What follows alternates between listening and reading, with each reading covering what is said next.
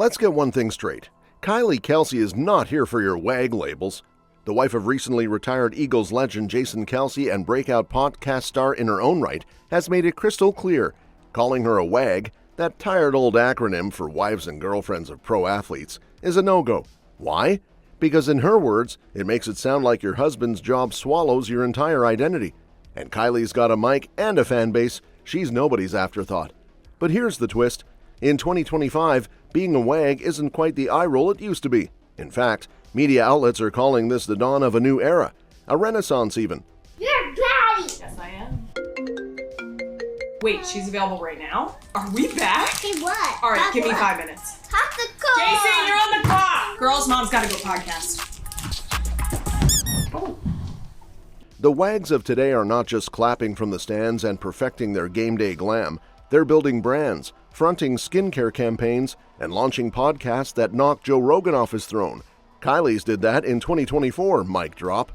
We've entered the age of the CEO girlfriend, or in some cases, the more famous half. Look at Simone Biles, literal Olympic royalty, married to Bears safety Jonathan Owens. Or Alex Earl, TikTok it girl with a Miami Dolphins boyfriend and a whole army of fans who couldn't care less about football stats. And then of course there's Taylor Swift, aka the pop goddess who accidentally became the patron saint of WAGs when she fell for Travis Kelce, yes, Kylie's brother-in-law. Taylor didn't just enter the NFL chat, she broke it. And it's not just the A-listers, there's a new generation of lesser-known girlfriends, dating tennis players, F1 drivers, even pole vaulters, who've turned relationship clout into brand deals, podcast slots, and high-profile magazine spreads. WAGing, it turns out, is lucrative. But here's the thing. Why are we still so obsessed with labeling women by who they date? Even the new WAG era has a weird tension. These women are successful in their own right, some more than their partners, but they're still seen through a relationship lens. And in some awkward plot twist, they're getting more sponsorships than actual female athletes. It's not a new fascination. The term WAG actually came from the UK in the early 2000s to describe the fabulous, flashy partners of British footballers. Think Cheryl Cole, Victoria Beckham, stilettos in stadiums, champagne-fueled shopping sprees. And when the England team flunked at the 2006 World Cup, yep, their partners got blamed. Across the pond, the vibe was just as toxic. American WAGs like Jessica Simpson and various Kardashians were dragged as distractions and blamed for their man's bad plays. But then came the rebrand. Reality TV gave WAGs a second act. Shows like Basketball Wives, WAGs, and Lala's Full Court Life turn these women into stars, business-savvy, camera-ready, and more than just a sideline accessory. Aisha Curry became the blueprint, married to Steph Curry but busy running cookbooks, cooking shows, and an empire of her own. Now that's how you do it.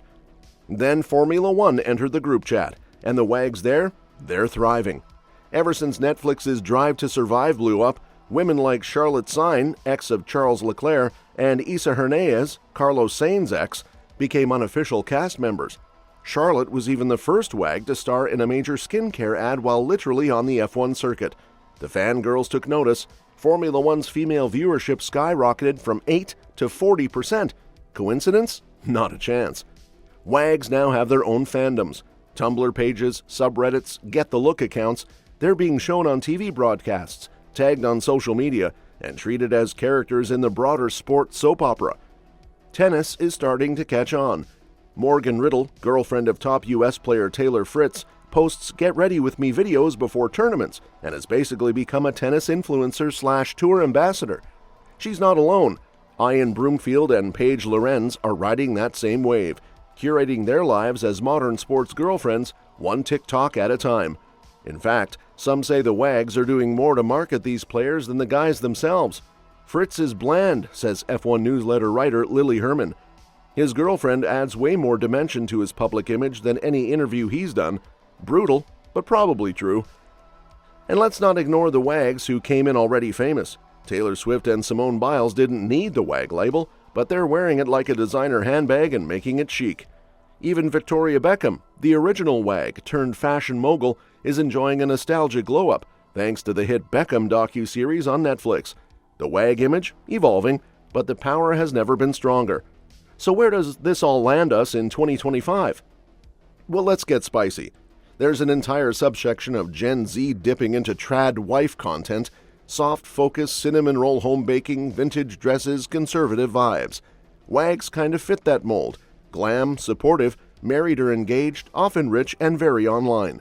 Some call them the trad wives of men's sports, embodying a version of femininity that's less smash the patriarchy and more support the QB with a blowout and a blog.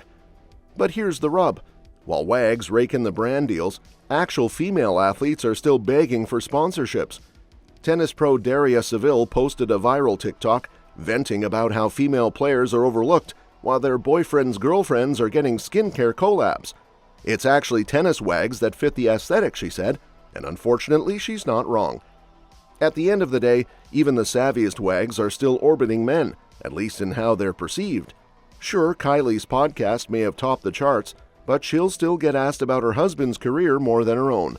And when articles try to praise WAGs for impacting sports, they're really just measuring follower counts and how many girls they inspired to watch the game for the outfits. So yeah, the WAG image has gotten a glow-up. She's less of a trophy, more of a mogul, but she's still playing a role that props up her man's image, intentionally or not. As journalist Kira Cochran once put it, WAGs boost their partner's masculinity and project the idea that they're part of the athlete's package deal. Like, look, he's a winner, and look at his stunning girlfriend. Still, WAGs are getting smarter. They know how to monetize attention. They know how to play the game. They're trad wives, they're girl bosses, they're influencers, and they're seated front row at the game, both literally and metaphorically. Whether we like it or not, they're no longer just on the sidelines. They're the show, the sponsors, and in many cases, the story. So take my advice and don't call Kylie Kelce a WAG, unless you're ready for her to clap back, with a mic in one hand and a podcast deal in the other. Speaking of which, Kylie Kelce is back, and she brought her whole squad with her. After a brief maternity leave because, she just popped out baby number 4 like the superhero she is, Kylie is officially sliding back into the podcast chair for Not Gonna Lie. The big return date? May 29th. And of course, she dropped the news in the most Kylie way possible with a chaotic, adorable video featuring her tiny girl gang, Wyatt, Elliot, Bennett, and newborn Finley, who already has a podcast cameo under her diaper. In the clip, Kylie is wrangling her daughters when she gets a call confirming a mystery guest for the pod. Her reaction? Are we back? She squeals, before announcing to Jason, "You're on the clock," like the man just got drafted into parenting duty. Clutching Finley like a mic drop moment, she tells her girls, "Mom's gotta go podcast," and sprints off like she's headed into a Super Bowl post-game presser. Once she's in front of the mic, she gives us the line we've been waiting for. "Not gonna lie, feels good to be back." No spoilers on who the guest is. She's keeping that locked up tighter than a Taylor Swift vault track, but fans are hyped. Kylie's already hosted everyone from Kate Hudson to Michelle Obama, so expectations are high. And the internet? Eating it up. Jason's mom, Donna Kelce, is cheering her on like it's the playoffs, while fans in the comments are calling her a boss, a queen, and basically the momfluencer we all wish we had.